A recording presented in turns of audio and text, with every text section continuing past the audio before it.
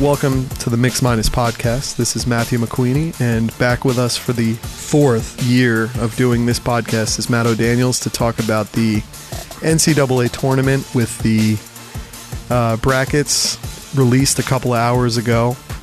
Matt, how do you feel 3 years later?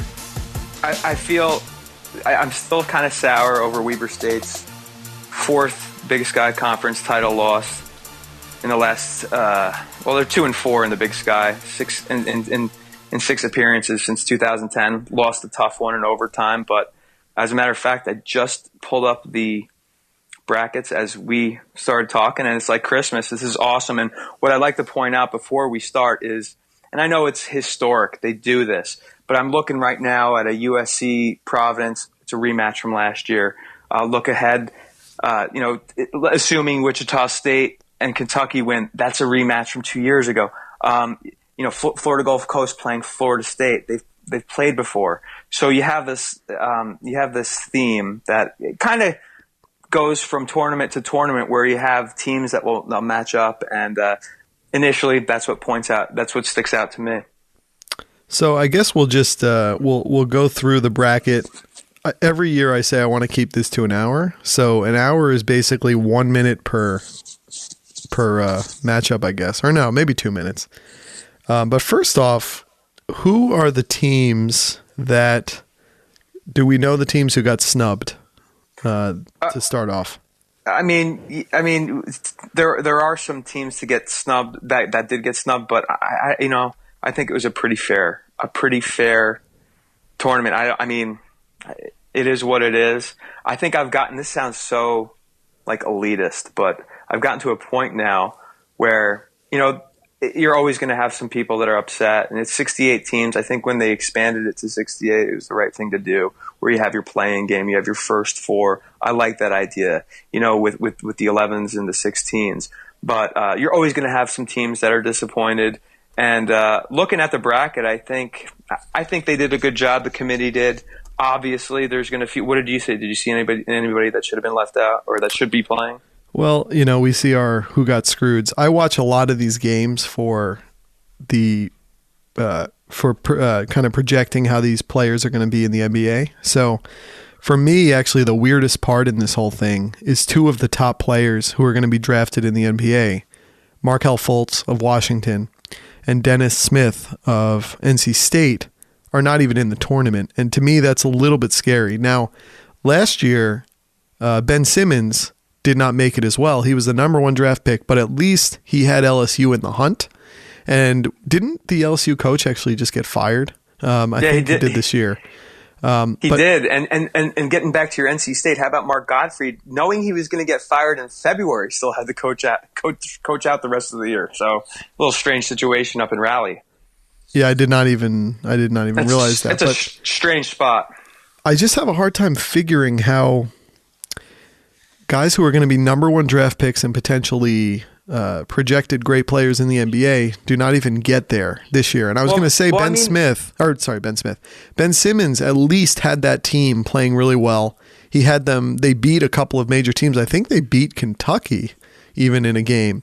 And they were just on the outskirts of the tournament, and they lost in the SEC tournament early on, which hurt their chances. I think they actually got blown out. But the weird thing, the Markelle Fultz thing is so strange to me because they're like 10 and 20. Well, yeah, and you can say that the Pac-12 is stacked this year. They got a solid team or solid league, which they do. But maybe it speaks to the culture of the one and done, where it doesn't even matter if your team goes to a 10 and 20, you're still going to get drafted high. But to your point, it is a little disappointing as a fan to not be able to watch. The casual basketball fan won't be able to get a chance to watch the number one pick, perhaps take a team to the Sweet 16 or a regional. You know what I mean? So in that sense, it certainly is disappointing. Well, think about how much Buddy Hield improved his draft chances, especially last year. No question. Taking Oklahoma on the run he did. And look, the thing I would say, there was a game I was watching maybe 2 weeks ago, and I saw Texas was playing Oklahoma. And I thought to myself, boy, these are top level teams, and they were both like many games under 500. So maybe that shows how good Buddy Hield was. What happened with those two teams? Absolutely. Well, absolutely. You're exactly right. Buddy Hield was so good for that Sooner squad. Lon Kruger and his guys, down year for the Sooners down in Norman, and not to mention Shaka Smart, a rough year in Austin. But you have to imagine, at least in Shaka's going to reload, but they're football schools. Clearly, they both had what happened. I think in Oklahoma's case, they graduated a lot of talent, and a lot of players moved on. But Lon Kruger's record speaks for itself. A little bit more interesting to see how Shaka Smart will respond after a pretty abysmal year down in Austin. So from a snub point of view, I'm looking through the bracket. Do I not see... And again, I did not watch the shows. I was hosting a little bit of a St. Patrick's Day party here during the shows. But it looks like Syracuse did not make it. Yeah, actually, you know what? And they did have a tough record. It didn't help things going out in the Big East, the ACC tournament there in the quarters or the second round. Didn't help things with the loss there up in Brooklyn. But yeah, I mean, it snaps a streak. They're always in, and it was funny. I had talked to a Syracuse grad, not your brother, but another Syracuse grad, and as a matter of fact, today at work, a lot of Syracuse alums sporting the paraphernalia, the jackets, the hats, all of the I saw a Hakeem Warwick jersey today. I'm surprised, as you do mention, I don't see Syracuse here, so I stand mistaken here. I thought they would get in, but it is good to see South Carolina got snubbed last year, so a bunch of people here in my home state of South Carolina are happy, as well as Winthrop down the road in Rock Hill, representing the Big South. Well, I think also you have every opportunity as a major team to not be on the bubble.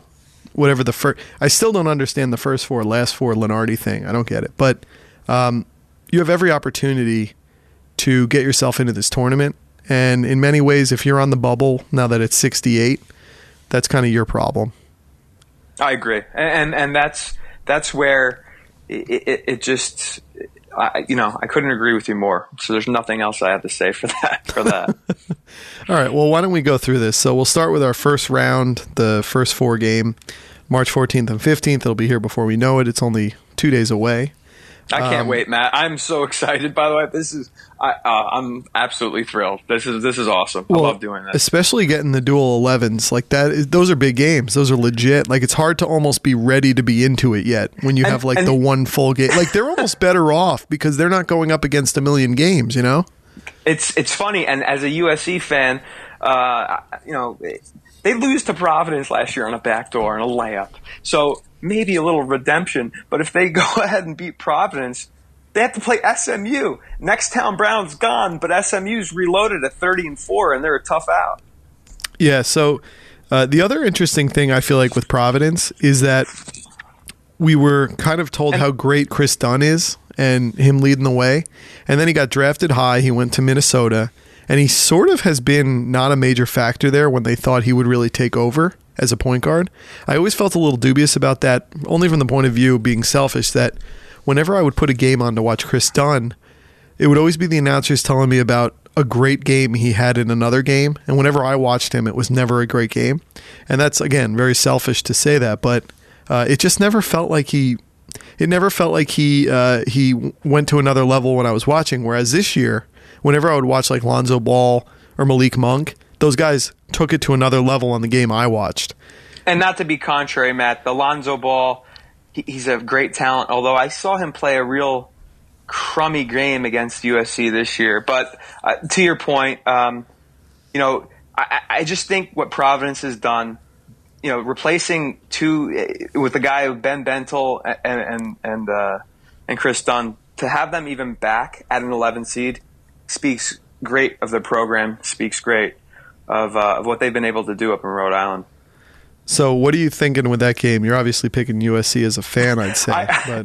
And you're right. It's just the problem with USC is that their three-point shooting is sometimes their best defense. And what I mean by that is even when they lost to UCLA in the quarters, in the Pac-12 championship in the tournament, on Thursday night.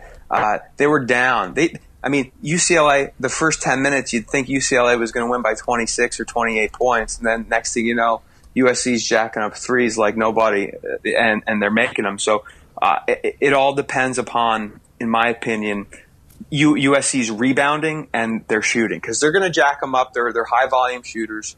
They're going to jack them up regardless. But I like USC just because the year of maturity, maybe a little sour from last year's loss to Providence. They have a pretty big-time freshman, right? USC.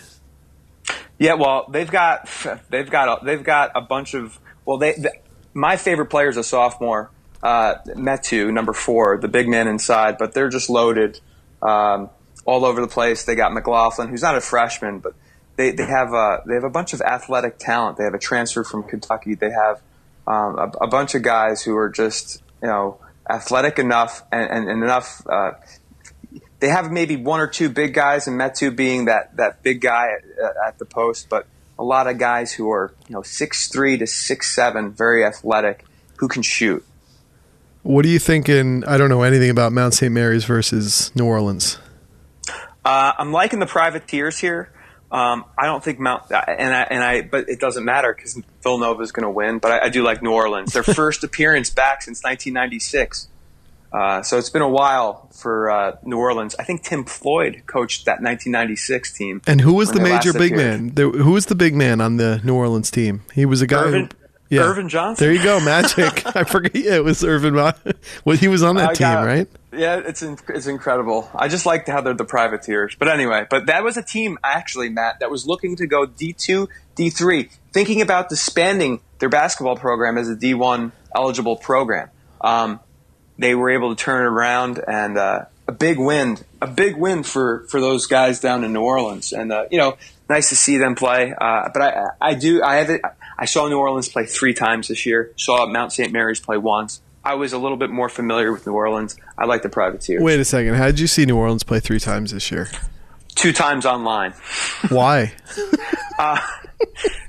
You know what, Matt? When you're a guy like me who's just a basketball junkie, you watch games. And as a matter of fact, one of the reasons why one of the guys I work with, his name is Dan Murray, who I work with at the grocery store. His daughter is a freshman at the University of New Orleans. Oh. So he was talking a little bit about New Orleans basketball, giving me this mumbo jumbo gumbo.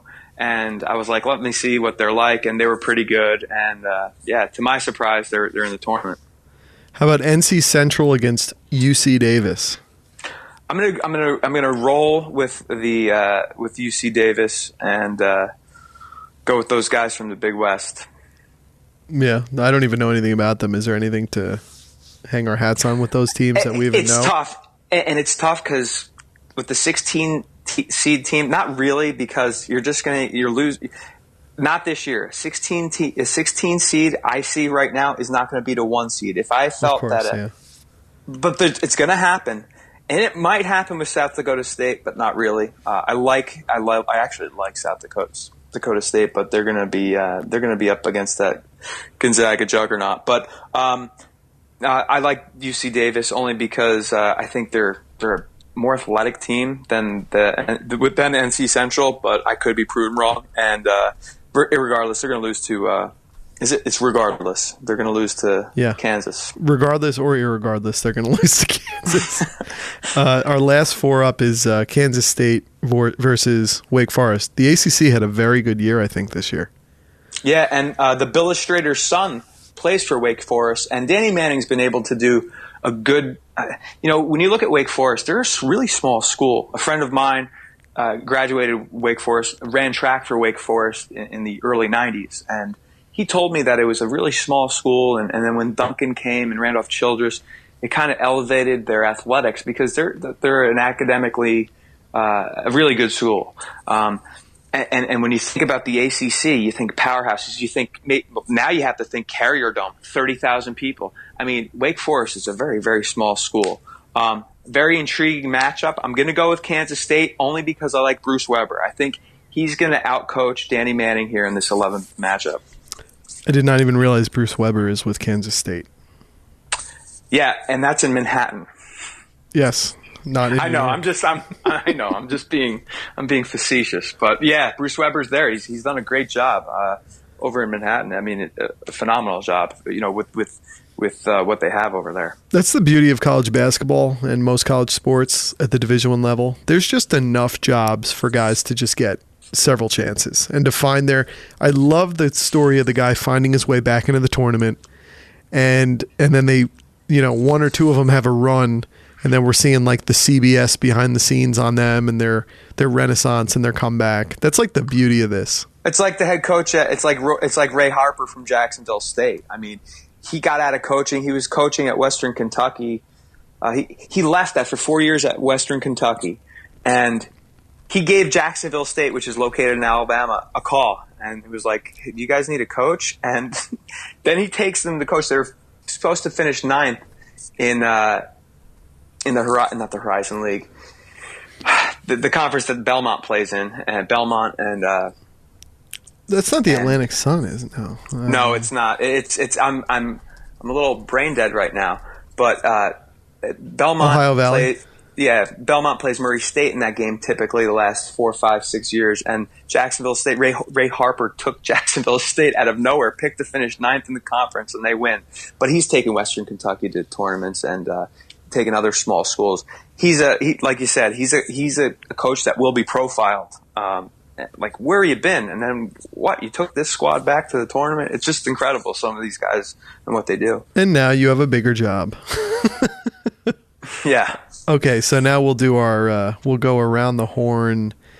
Let's go clockwise. So first up, we have March 16th, 17th. We have Kansas playing NC Central, UC Davis. Obviously, that is going to be fine.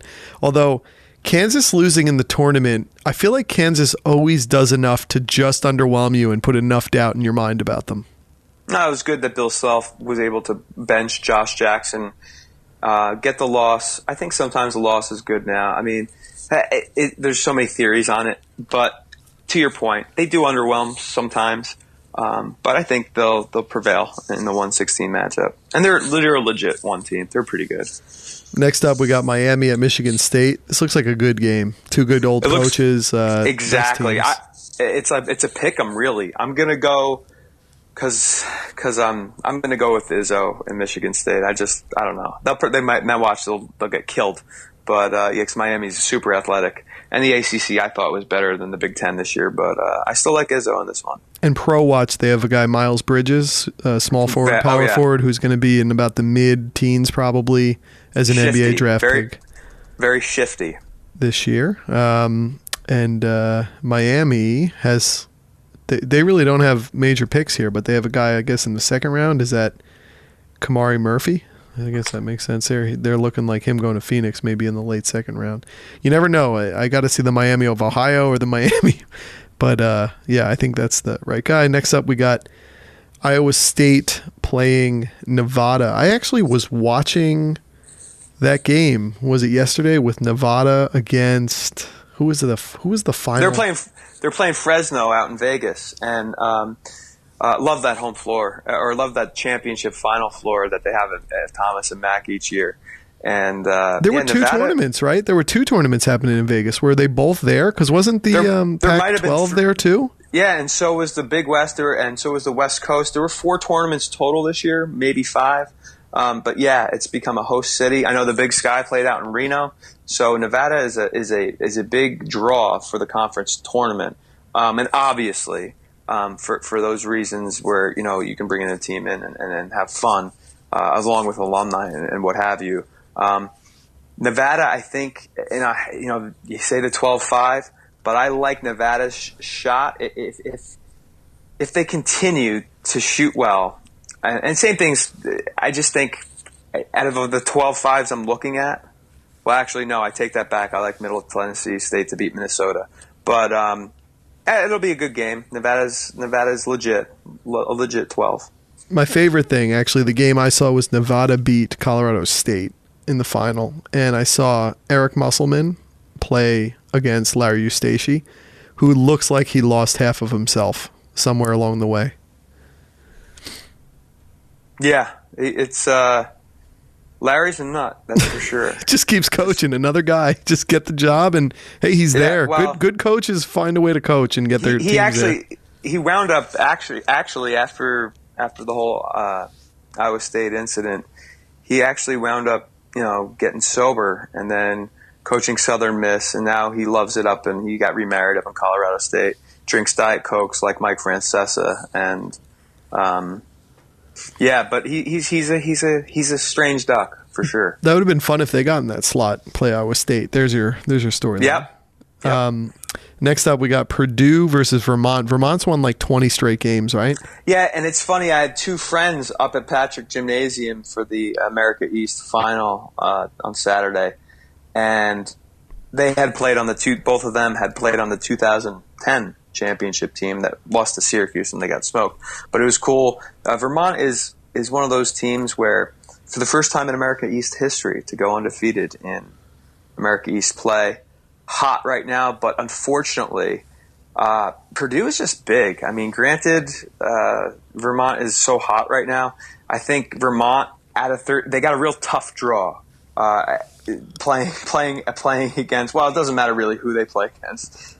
They're kind of small, but Purdue is just too good. I'm going to be pulling hard for the Catamounts, but you got to go with the Boilers in this one. Purdue looks like they have a player who will be at the very end of the first round, Caleb Swanigan. And they also have that. Gee whiz. Yeah, they do. Is it Swanigan or It's Swanigan, right? Looks like Swanigan, yeah. And what do they have him projected at? 30th. Like I'm seeing it on NBADraft.net. So go to Utah. No, and he's a big guy, no? Power forward center, yeah, sophomore. And what else do they say about him? I'm just seeing the draft line. I'm seeing a big man, so it would fit Utah's game there. Just trying to and they also have Spike Albrecht, the hero from Michigan. Oh, yeah, there you go. The graduate transfer, but it's just one of those games where Purdue's been a resurgent team this year. And they didn't make it to the Big Ten final, but Matt Painter's got his guys going this year. Yeah, no, that's funny. Spike Albrecht, wasn't he the one who had like a huge first half in that one final? Went nuts against Louisville in 2013. Yeah. It was phenomenal. It was one of those. He just went nuts. He's pulling, and then he's tweeting models and stuff, and he's like asking girls on dates and stuff. It was incredible. It was quite a performance. I remember that very well. Yeah, it's funny. Second life even for the players. Next up, we got Creighton versus Rhode Island. Creighton has the center, who is projected in the. He's projected in the first round. Justin Patton. He's projected to go in the 20s to like. Right now, I'm seeing on NBA Draft.net to Toronto. I don't know much about this one. Creighton has gotten. They just. Greg McDermott is a good coach at Creighton. He didn't have a great time in Iowa State, but obviously since his son was there, they went to the tournament and they were able to cultivate a culture there. And they speaking of Nebraska basketball, I mean, what happened to Tim Miles in Nebraska basketball? I mean, you'd rather go to Creighton if you're a player, if you ask me. Play in the Big East. I don't know. I think the Big East is better than the Big Ten, but that's just my opinion. Creighton, tough. Very tough. I think they're really, really well coached. But, Danny Hurley's got his guys well coached at Rhode Island, finally able to break through and compete in the NCAA tournament. Good for him and his guys up there in Rhode Island. I like Creighton only because I just think they have more. They're a little bit more deeper than Rhode Island, and they're just tough. I think when you play a Big East schedule, you just play a tougher slate than you do if you're Rhode Island right now. And so I like the Blue Jays to go ahead. It's still weird that they're in the Big East, but that's. I love it. I love the Big East. I love it. It's fascinating.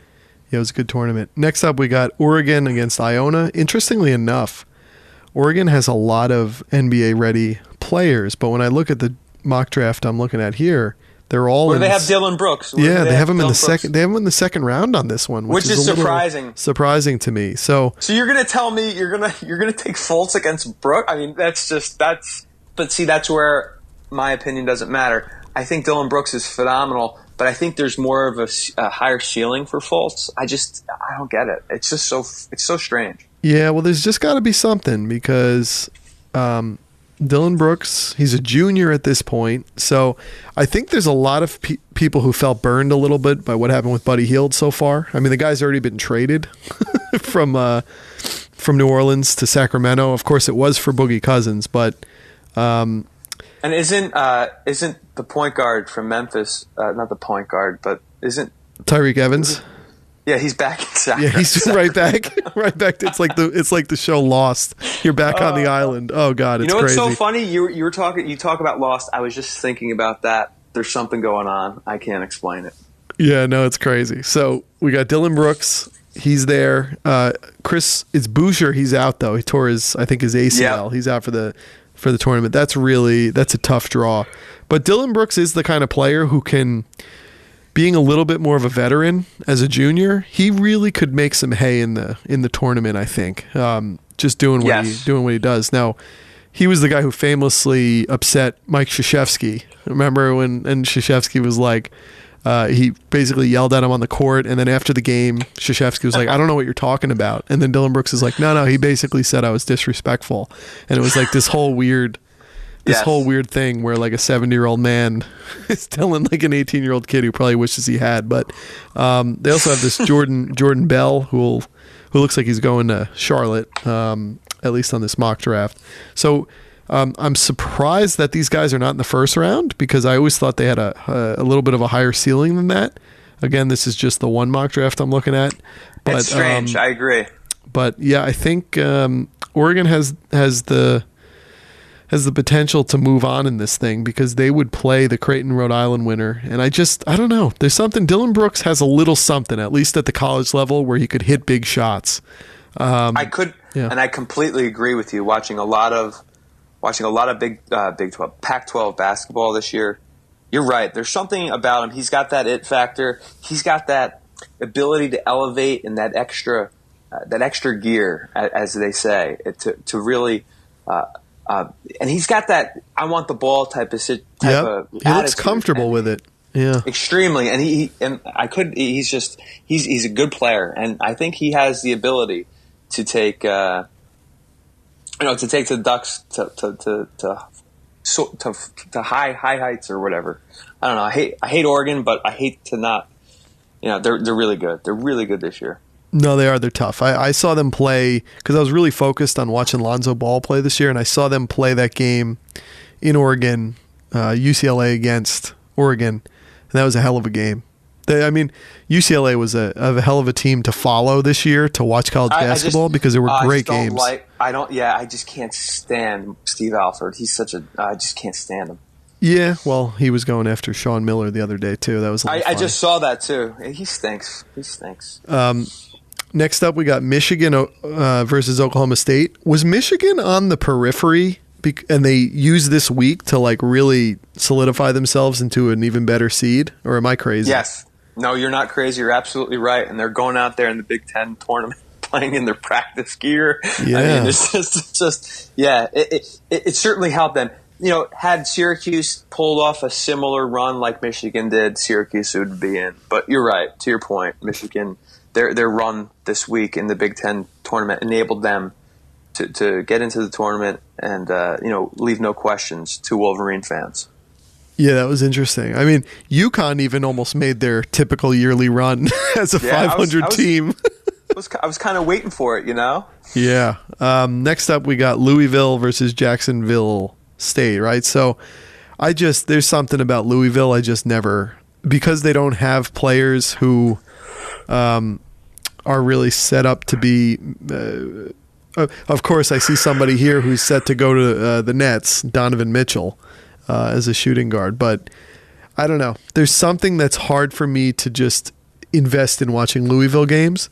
That's my problem. That's not theirs. They're a perfect kind of tournament team because they play suffocating defense and they have interchangeable players. But I don't know. I've had a hard time just like putting on their games and watching. Yeah, they're strange. They're a strange follow because they have all this talent, but sometimes they don't feel when I watch Louisville. I watched Louisville play 6-7 times this year, which isn't a lot, but they didn't feel as cohesive as a Pitino team, might display, and that's just my opinion, but they felt a little rough around the edges, not as refined, not as cohesive. Still highly talented. I think maybe they just don't mesh well together. That's just what I see. But you can't argue them. You can't see them losing to Jacksonville State. At least I can't. And as I mentioned before, Roy Harper, taking Jacksonville State, out of the Ohio Valley, out of nowhere to play in Louisville. So kudos to him. We move into the South. We have number 1 seed North Carolina against number 16 Texas Southern. North Carolina is, as usual, loaded. It's amazing, I guess, that in some ways they got the 1 seed with Duke running the table in the tournament, almost pulling a Michigan-like run. But that is kind of funny. But it is kind of funny, though, when you think – I was talking to my brother about this. I think Marvin Williams – and in fact, yes, Marvin Williams – was the last one and done guy that the Tar Heels had for Roy. That went to the NBA, and that was 12 years ago. And isn't it funny how Duke has become, and Coach K has become, the one and done guy. When you look at 2005 on, I can't think. And I looked at the players. Marvin Williams was the last North Carolina Tar Heel to go one and done. So when you see this, and I agree, Duke probably should have been higher.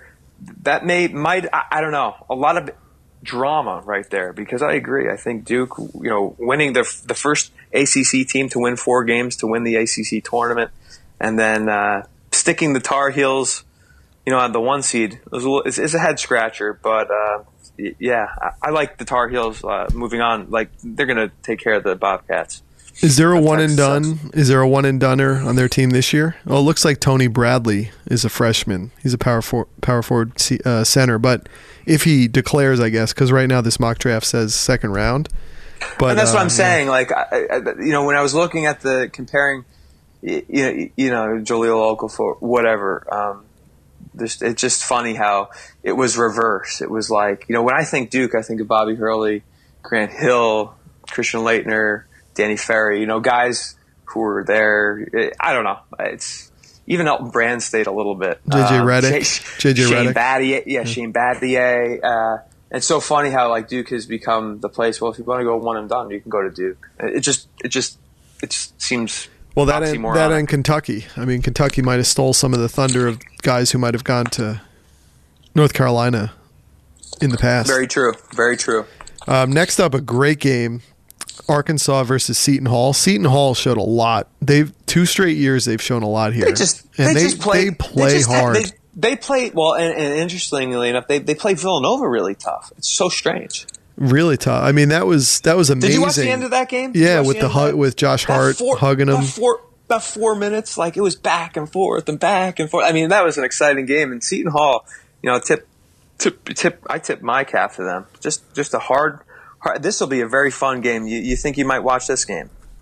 Well, yeah. It's a close game, and they don't have anybody who's looking to get drafted. That's the beauty of their team. They're a solid college basketball team. Even Arkansas doesn't really. They have someone maybe in the late round. There's no Bobby Portis. No, there's no one that dynamic, and so this will be a good game. I'm really looking forward to this game, Matt. And it's still that former Missouri coach, right? As the coach of Arkansas. Yeah, the guy Anderson. Yeah. So then we have Minnesota against Middle Tennessee. You kind of liked Middle Tennessee, right? Yeah, I really love what Kermit Davis has been able to do in Conference USA. The last 3 years, obviously last year with what they did to Michigan State, but they're a 5 seed. They proved their worth last year, beating Michigan State 90-81. That was a fantastic, and as a 15 seed. So they get they go 30-4 this year. They get rewarded with the 12. They went 17-1 in Conference USA play. Saw them play once against Charlotte this year. and they're just stacked. Kermit Davis is just a lifer, 57 years old, but he's been at Middle Tennessee since 2002. He's found his niche there. I don't think he'll be going anywhere else after this. But I don't know. I'm just not trusting Minnesota. Patino, right? Patino Jr. Yeah, Patino Jr. I'm just not trusting Minnesota. And I hate to say the 12-5. If you were to pick a 12 or a 5, you got to go with the Blue Raiders and Middle Tennessee. I just think they're very good, and I think that 5 seed might be a little high in my opinion for the Gophers. How about Butler against Winthrop? It's funny. Here I am. I'm wearing my Butler Bulldog basketball shorts, 8 miles away from the campus of Winthrop University. And I just found this out because before we started the podcast, Matt, I just got home from work. So I'm just looking at this now. I love Butler. I like their program. I like their coach. I just like what they do. Winthrop, though, has a small guard, a small combo guard, and an Australian sharpshooter. That were able to lead the Eagles to their first Big South tournament win after losing in the tournament final the last 3 years. So good, good for the Eagles. I just like the Bulldogs. Too strong and too big for Winthrop. Cincinnati versus K-State Wake Forest. Assuming Kansas State wins, it's still going to be a dogfight. Cincinnati is just.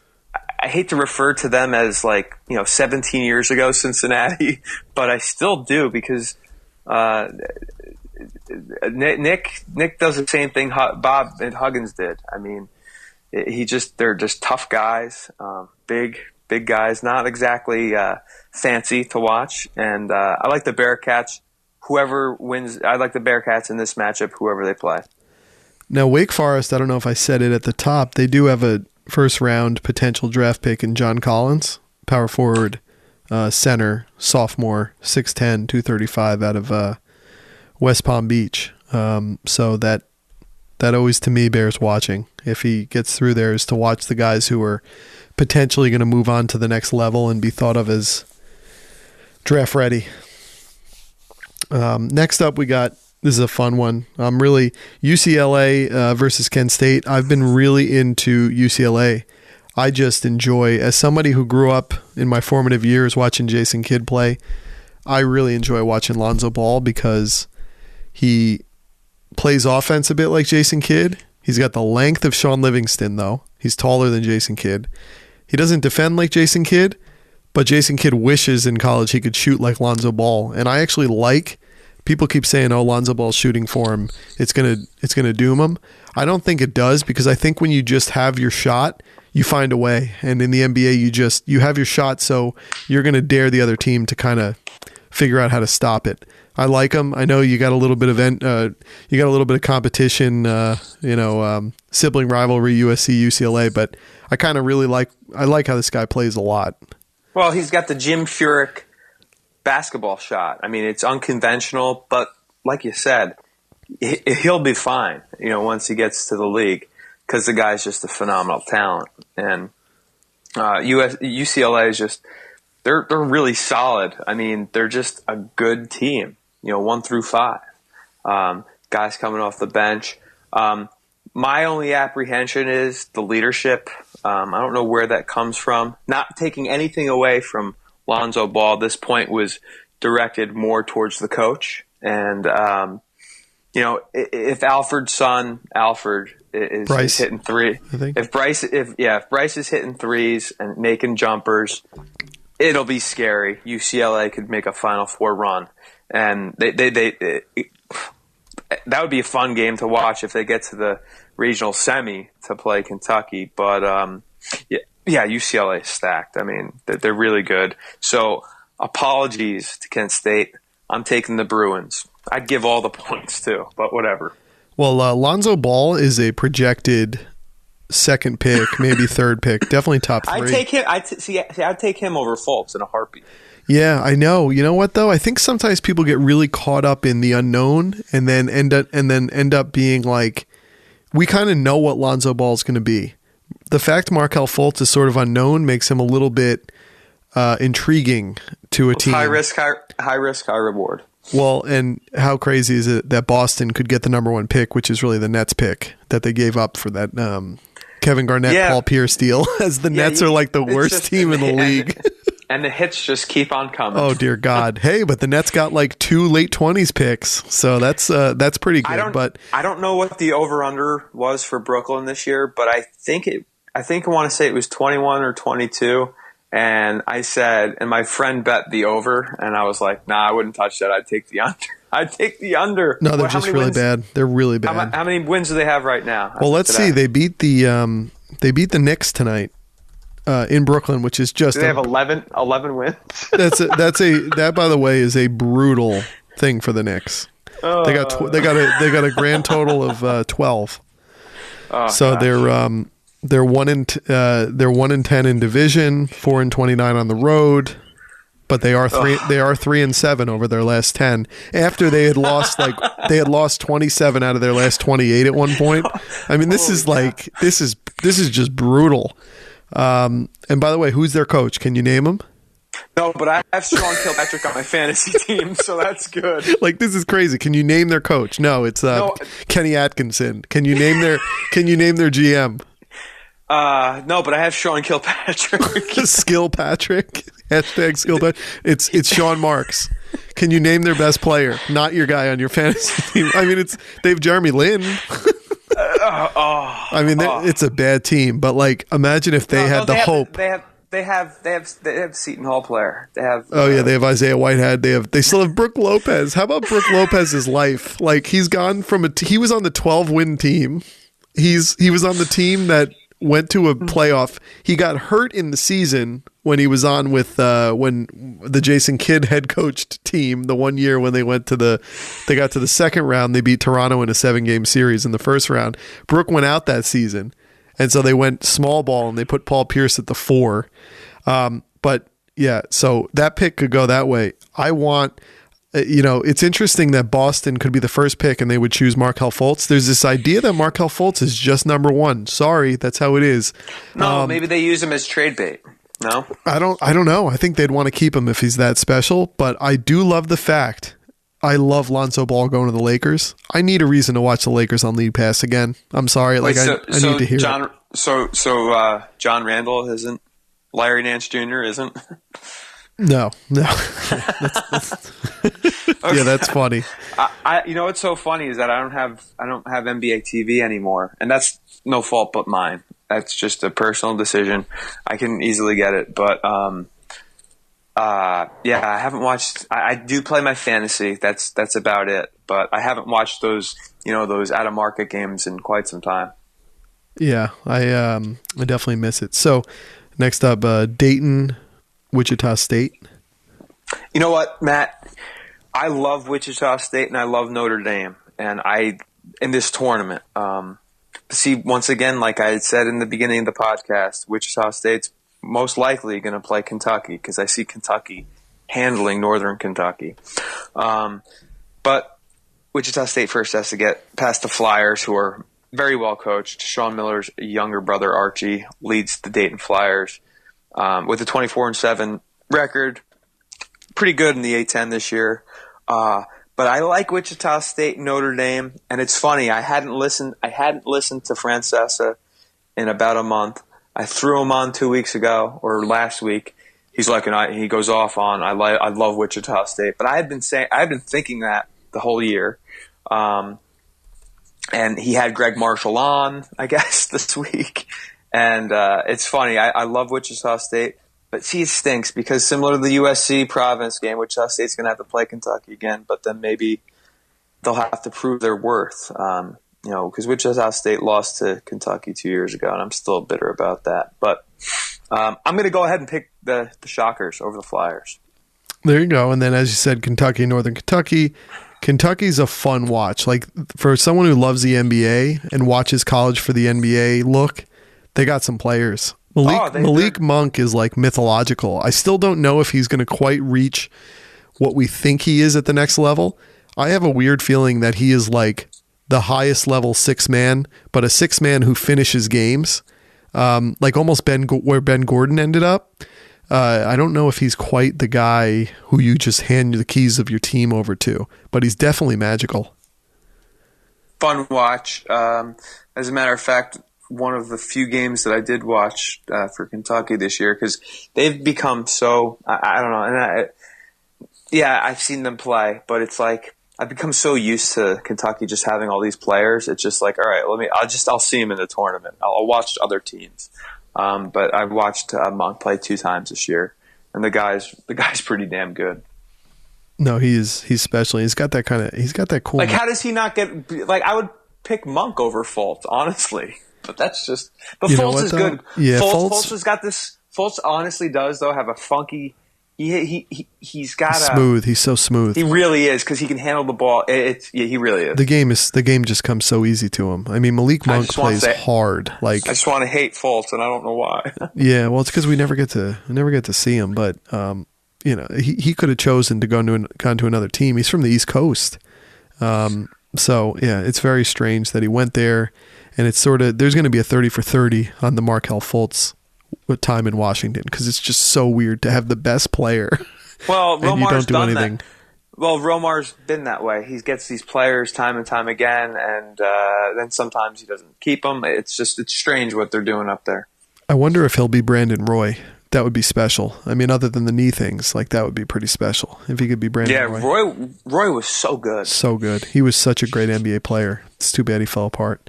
All right, so we'll move through our other. We're going to the West. We got Arizona. We'll go top to bottom to top. We got Arizona, North Dakota. Yeah, still kind of sore. Well, it just goes to show me Arizona would have been playing Weber State here, like they played 2 years ago. In 2015. You're gonna have to go with the Wildcats here. Arizona's got some players too. They got Lauri Markkanen, who's nearly a top 10 pick. And it sounds like an NHL player. Well, isn't he the son or something like that? Yeah, so it's crazy. They have that. A part of me almost, and of course they have him going to Portland. I feel like he'll just go to die in Portland in a way. And then they Portlandia. That's right. Then they got Alonzo Trier, who is the type of player who does big things. Like, he's the type of guy who, if they, assuming as they should, they move on in the tournament, he's the kind of guy who will make the big plays, and then everyone will be like, oh no, this is the guy. And really, like Lauri Markkanen, sometimes the big guys have a hard time, making their name in the tournament, because they got to wait for the ball to come to them, and really guards tend to reign supreme most of the time. So I could see Alonzo Trier taking care of that. He's a sophomore, but yeah, they're pretty loaded. They were a fun team. I liked watching them play UCLA. Why was that? Well, because I just, like, UCLA came to play. I saw them, I think, in Arizona, and they beat Arizona. I saw UCLA play in Kentucky and beat Kentucky. As I said, I saw them play in Oregon. I believe they did lose that game, from what I remember. I'm not 100% sure, but anytime those top teams come to play, that's like when I'm watching. And I remember there was one Saturday, where UCLA was playing Arizona at night and Kentucky was playing Florida during the day. So it was like a perfect setup to watch these major players play against one another. So it was a good run, but I was always watching Arizona kind of as the villain in it. Like, I wasn't watching them to see there's something weird I don't trust about Markkanen for some reason. Like, I feel like he's going to go to the NBA and be like Mason Plumlee or something, like, I don't know. It could just be my thing, but I have a hard time. Guards and small forwards, you have an easier time kind of projecting to the next level, because they tend to have the ball most of the time. When you throw it into a big guy, they sort of can do things, but then a part of you is going, well, they're not really playing other big guys, so I don't know. But next up, we got St. Mary's VCU. This looks like a pretty good game. Yeah, it's gonna be. I'm gonna take St. Mary's, only because I saw. I just think they have more to prove here. Not that VCU doesn't, but I think St. Mary's doesn't get enough respect as they should. I mean, 28-4. Yeah, they play Gonzaga, and they don't always. They seem like the stepbrother to Gonzaga in the West Coast Conference, but here they are again in the tournament.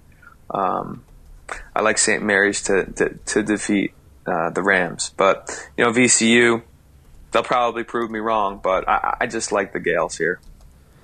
Next up, we got Florida State versus Florida Gulf Coast University. Good job by Florida Gulf Coast, kind of continuing up, maybe building a dorm or two, not having the the mobile units there.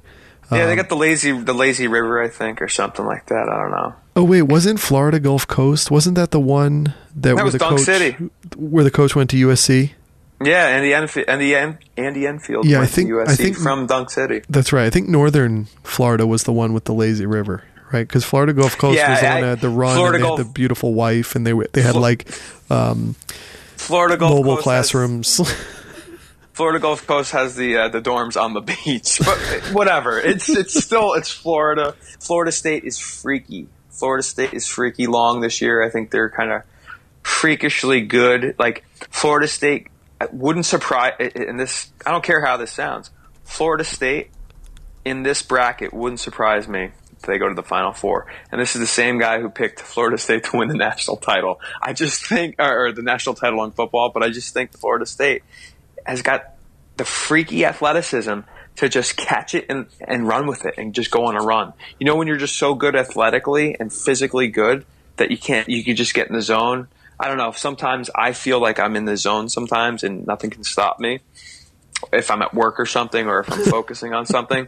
It's just, I think Florida State has enough athletes 1 through 12 to just get really good and take off. And, I don't see anybody. See, this is Arizona's bracket, right? Or this is Gonzaga and Arizona's bracket in the West to go to the Final Four. But Florida State as that 3 seed, because when I look at West Virginia and Notre Dame, I'm going to pick Notre Dame, but I like Florida State. I really like Florida State this year. 2 players in the first round, one in the top 5, Jonathan Isaac, small forward, power forward, 6'10", 210, freshman, and then Dwayne Bacon, shooting guard, small forward. Have you seen Bacon play? Not that I can remember that I've watched a lot of Florida State. I knew they were there, and I just kept waiting for a game to come up and watch it, but I did not. You like him? Bacon is pretty good, but and so is Isaac. I mean, he's 6'10", a big man. But it's just really funny when I think about those two guys, and no love is given to Xavier Rattain, XRM as they call him, Xavier Rattain Mays. And I don't know. I saw a little. I guess he played AAU with some current NBA players right now. He played with. He played with Wiggins on like the same AAU team in Canada. So so there was talk about him. So here you have a guy who, as a freshman in 2014, he sat out, because he wasn't eligible. And that was it wasn't because he wasn't eligible. It was because of this Canadian class or something, the transfer. So he's sitting here still at Florida State as a junior where, maybe he's thinking to himself he should be in the league. But I think that's a guy who gets overlooked. So if that's your third best player, not to mention his dad played in the NBA. So if that's your third best player, I just look at Florida State this year and I say, man, they can just catch it in a bottle and go and make a Final Four run. That's my logic behind my thinking. Yeah, well, it's sort of like how Kansas was a couple of years ago. Like, how crazy is it when you think about they had Wiggins and Embiid? And they didn't they go out in the first round, I think? Yeah. Or second round. The process. The process. Yeah, when he can play 40 games, he's great. He's the best 40-game player there is in the league. It's crazy. Stop it. He's phenomenal. Did you see him play for Philadelphia? I mean, he's freaky. No, I'm just talking about his feet can stay together. I'm just talking about the process. I mean, no, I agree. It's just, come on, dude. Well, the process has been moved to the Colangelos. So, poor Sam Hinkie's out of there. Next up, we got Maryland versus Xavier. I like Maryland here only because Xavier lost Miles Davis due to some off the court issues and another injury. I don't think Xavier's deep enough. I mean, at one point they were 19 and 5, and then they've lost a lot. I know they went on that 8-game losing streak or that 6-game losing streak. I like Maryland here. you got to think. You got to think Turgeon, with one of the more younger teams in the country, is gonna pull through and beat the Musketeers. Now, what has gone on with Melo Trimble? I feel like he had a much higher profile in the last year or two. Yeah. And then he's looking like a mid-second round draft pick. Like, has he not lived up to potential? No, I think he's fine. I just think people think he's a ball hog and he might not have the size. He's kind of a little 6'2", 190, yeah. Yeah, and that's just not, and he's not maybe as physical. I don't know. Maybe he proves me wrong, but that's why. I don't think he doesn't have your quote unquote NBA body. Maybe that's why. And he's a volume shooter. I don't know. But I think he'll do good against Xavier. And I like the Terps to beat Xavier. Even though I'll be rooting for Xavier, but next up we got West Virginia Bucknell. We got Huggy Bear, Huggins. I saw that time where he fell on the court or whatever, which was kind of crazy. But his players love him, and it's incredible. I mean, I've adopted a friend of mine have adopted this love for Bob Huggins because he's such a mess. He yells at his players constantly. It's pressing every possession. I mean, who does that? I remember 2 years ago when they were losing. They were playing Kentucky 2 years ago, and they're pressing. They're down 18 points with 3 minutes left, and they're still pressing. Like, who does that? Like, what are you doing? Like, and he plays. He goes 10 deep, and he just it's so strange. It's just so strange how, like, but his players love him. Like, Kenyon Martin loves Coach Huggins. All of his players, not all of them, but most of them, just have this love for Coach Huggins that can't describe, because as a spectator, you look at that and you say, what the hell is this guy's problem? That's exactly right. Next up, we got Notre Dame, Princeton. I love Notre Dame. Notre Dame has been to the Elite Eight the last 2 years, right? And they haven't broken through. And I think they'll get to the Elite Eight again. I have them beating Gonzaga. And then West Virginia, or they beating West Virginia, then Gonzaga. My question is this the year that Notre Dame, Mike Bray finally pulls through? I like Notre Dame. I thought they probably I didn't watch most of the game last night because I was watching the Big Sky final. Did you catch any of that? The Big Sky final or Notre Dame? No, the Duke Notre Dame, the ACC final. I caught more of the games before. I did not catch that one as much, but I think Notre Dame Mike Bray probably over delivers with this team rather than under. I think he makes them go right to their ceiling. Getting to the Elite Eight like that, I mean, that's pretty good. He has a pretty cohesive unit where you always feel like Notre Dame would fall off earlier. Yeah, it's just strange. I don't know. I feel the opposite about that, but not to be contrary, but I'll send you that picture of us with Mike Bray. I know, from like 2000. Yeah, that's when he started his career. Yeah, it's crazy. It's like 17 years. But you know what? I think when you look at the guys who were on his team who were big-time players, and then they went to the NBA, and they haven't been much. So I think to me that shows me the greatness. Where's Chris Thomas? Well, sorry. Chris Thomas, the guy, Jerry and Grant, right? I mean, he was supposed to be really good. There's not a lot of guys from the Mike Bray era who go on to the NBA and are pretty big time. So to me, that shows that maybe Luke Harangody. Luke Harangody, yeah. I mean, that to me shows that he's kind of over delivering a team, maybe, because you would think someone breaks out.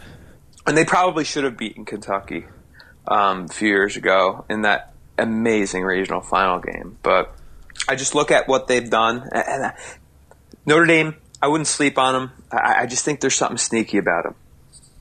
Yeah, no, I mean, they can play. They can definitely play. So we also have Northwestern, Vanderbilt. Congratulations on finally making it Northwestern. And this game, if you want to, and this game, I have no interest in this game whatsoever. I mean, Northwestern's probably going to win because they're jacked to be there. And they should be. This is their first time that they're there, the first Big 5 team, big major conference school to finally make it. So you like the Wildcats to beat Vanderbilt here. Yeah. And then last off, you'll know a lot about this one. You got Gonzaga versus South Dakota State. Yeah, I mean, my question to you is, what do you think about Gonzaga? Like, do you buy them at all? So, because of the fact that they're on the West Coast, and because they didn't have a lot of buzzed about players to watch, and because they play in a league, while I know you could say there's a lot of competition when you think of St. Mary's, it doesn't pass muster for me, just because I don't. It's the type of thing where I'd need rooting interest somewhere in that conference to really dig in. So I sort of wait for them to get to this point to dig in, but then you look up and down their roster, and they obviously have the guard, who everyone loves, Nigel Williams-Goss. He's a second rounder, but they do have a first rounder, Zach Collins, a freshman center, who is looking like a top 15 pick in the NBA draft if he goes. Yeah, I love Gonzaga. I love what they've done, but it's now, put up or shut up time. I mean, it's the second time they've gotten a number 1 seed. I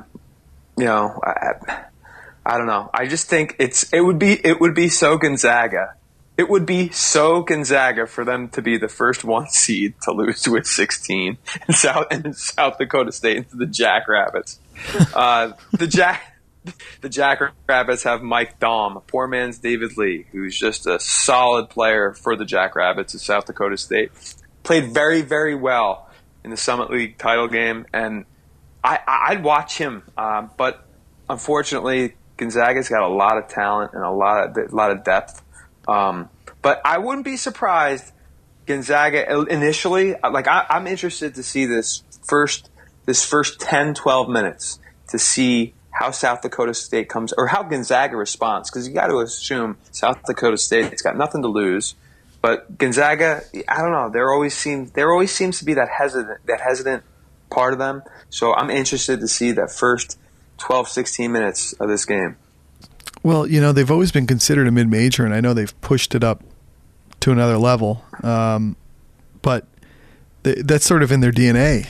And so to be a number 1 seed is sort of unfair to expectations, I think. They've played to it.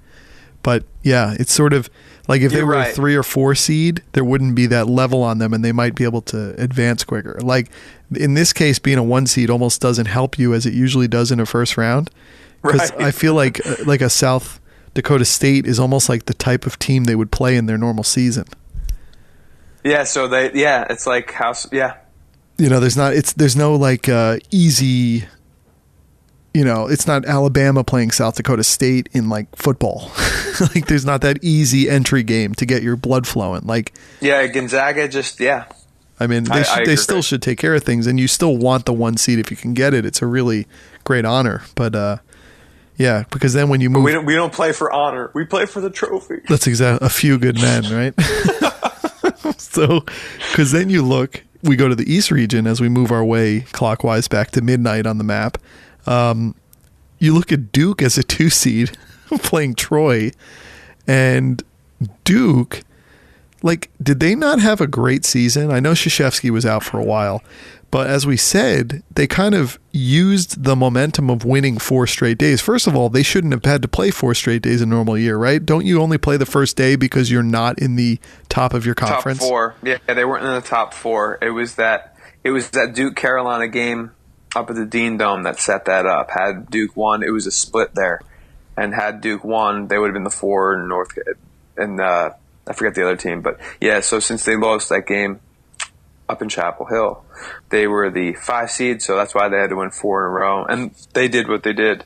They should absolutely handle Troy. I like Luke Kennard better. I think Kennard's my favorite player to watch on that team. Lefty, right?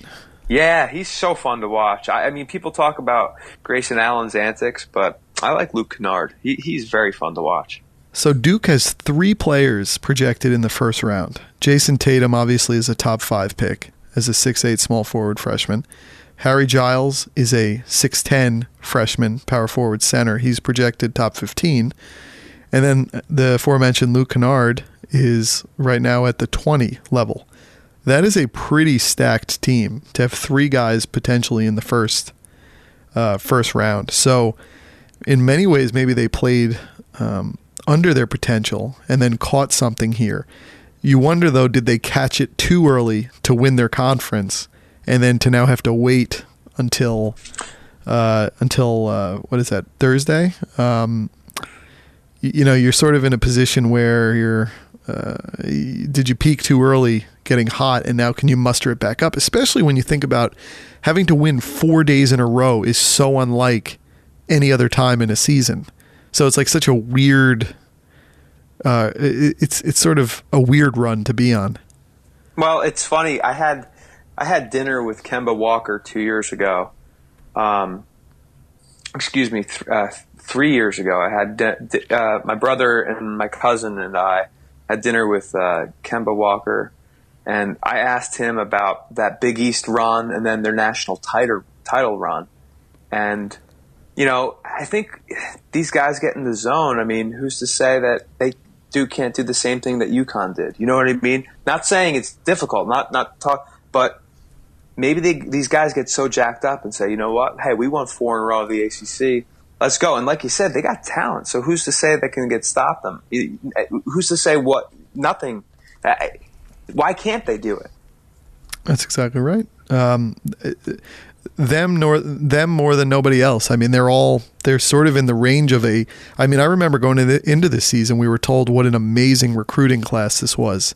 So perhaps their inconsistency was with Coach K going down, with the distractions of Grayson Allen and all the weird hitting stuff, almost turning into Draymond Green a little. It's so strange. Yeah, so maybe they really are primed to be here. They're sort of like the baseball 88 win wildcard team who makes the run. But next up we have Marquette versus South Carolina, who you should know a lot about. And you know what, Matt? Getting back to what teams were left out, you mentioned Syracuse. I will mention Monmouth getting snubbed out again, whereas South Carolina got snubbed out last year. And it's funny, Monmouth came down to Columbia on November 15th and lost to South Carolina by 1 point in overtime. So if Monmouth wins that game over South Carolina, do they get in over South Carolina? It's really strange when you think about it because, they went 22-10, the Gamecocks did.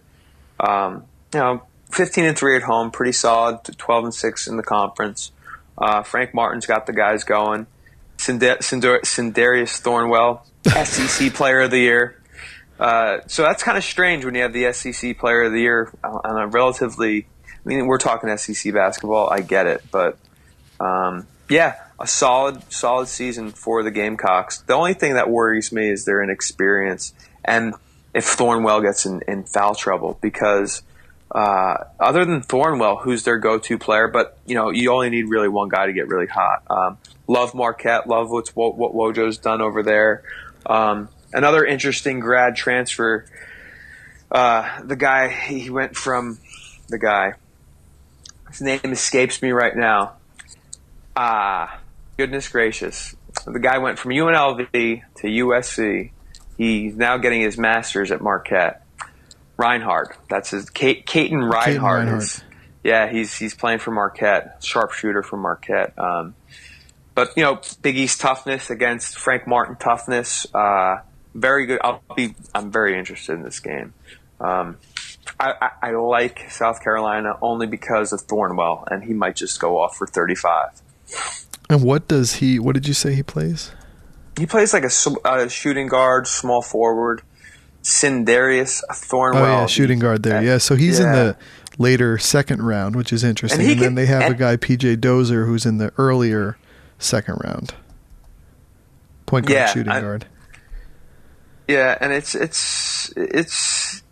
I don't know. It's strange. It's strange. Like I think Thornwell can mix it up too. He's a strange player because he's so unorthodox, but he'll do everything. Yeah. So next up we have Baylor versus New Mexico State. How is Baylor? We talked about Oklahoma and Texas falling off. How is Baylor still like a third seed here? Because they have top talent. I mean, they they have high quality NBA talent that down in Waco. I don't know how they get it. I don't know what they do. You know, they got a good coach and everything, but you know, I can't get involved. Not to sound like I don't like Baylor at all, but they have NBA talent. What do they have the projections as? Jonathan Motley is a late first-round pick. I'm seeing here. That's it. That's it, right? And I'm not a huge believer in Motley, but he's kind of the athleticism is freakish, so he can really muscle guys around and you know, dominate the paint. Okay, next up we have you're hoping USC gets through against Providence, playing SMU and the Larry leftovers. Yeah, it's funny. I was on campus at SMU this year, over in Dallas, and they have a lot of. It's an interesting facility they have at Moody Arena, and an interesting campus, very pretty campus. They're just so good. I think whoever wins Providence USC. Unless USC hits threes and USC beats Providence and then just shoots lights out, I like SMU here. Go with the ponies. Next up, we got Florida against Eastern Tennessee. Do we have every direction of Tennessee in this tournament? We might, but we have Northern. Yeah, you know, it's funny. I actually have. I'm looking at my East Tennessee State Buccaneer T-shirt right now from Johnson. I swear to God, Johnson City, Tennessee, and yeah, I have 2 T-shirts. They were kind enough. I got in touch with the sports information director and had requested some information before the year had started. Wound up sending me 2 T-shirts, a magnet, and a Buccaneer flag or something. What is going on? Oh, you gotta like Florida here. They have 3 losses to Vanderbilt alone, so you know they could be 27-5. Chioza's just crazy good, and you're gonna go with the Gators here.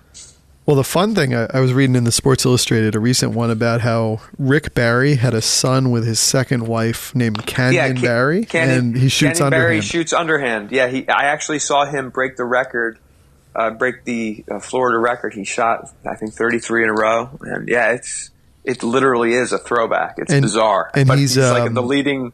He's like a 90% free throw shooter. Yeah, great free throw shooter, and he is another graduate transfer, College of Charleston, and and his dad and mom almost move wherever he lives or wherever he plays. So they were living in Charleston.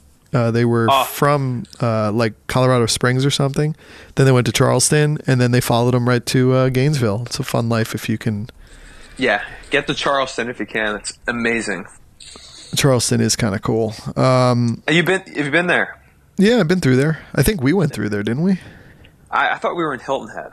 Okay. I don't remember Charleston. Oh, I feel like I remember walking through Charleston. Maybe I'm wrong.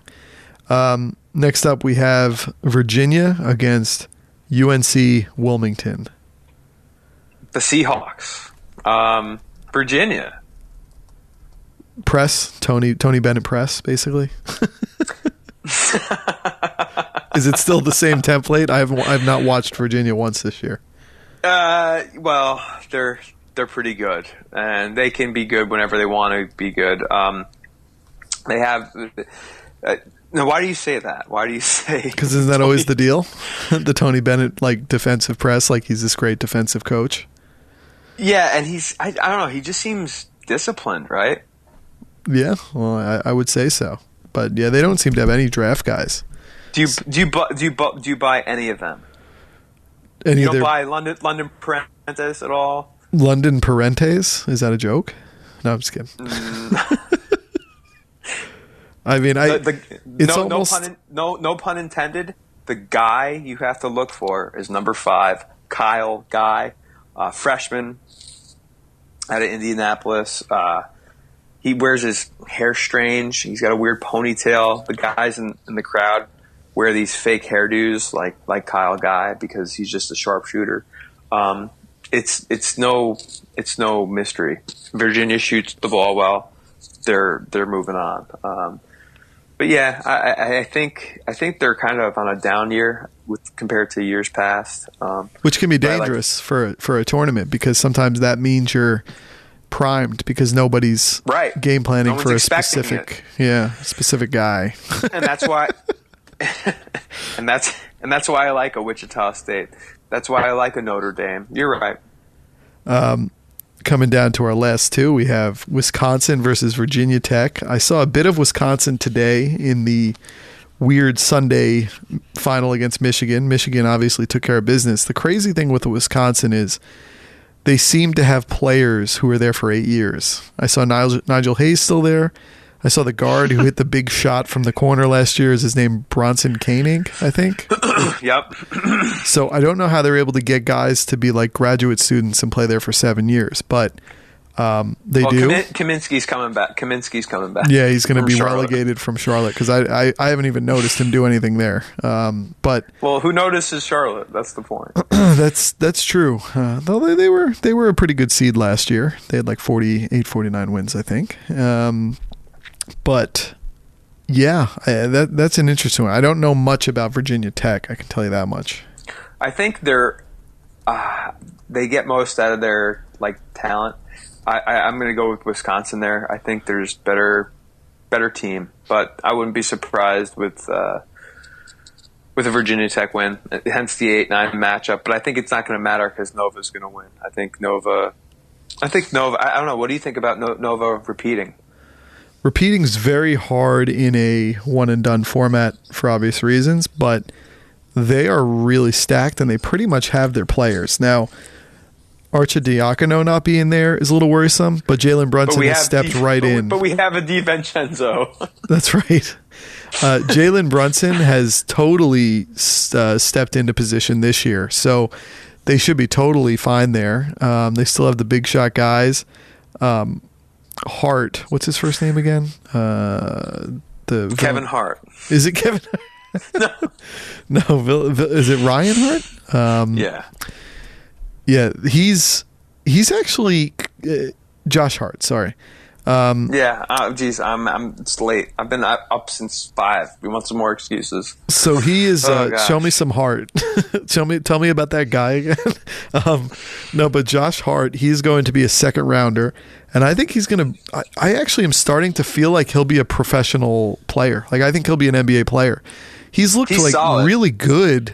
Now he reminds me of Jalen Rose. It's weird. Or how about this one? Like, what about like Malcolm Brogdon, who's been really good in an under the radar role with Milwaukee this year. Milwaukee, he might be a great.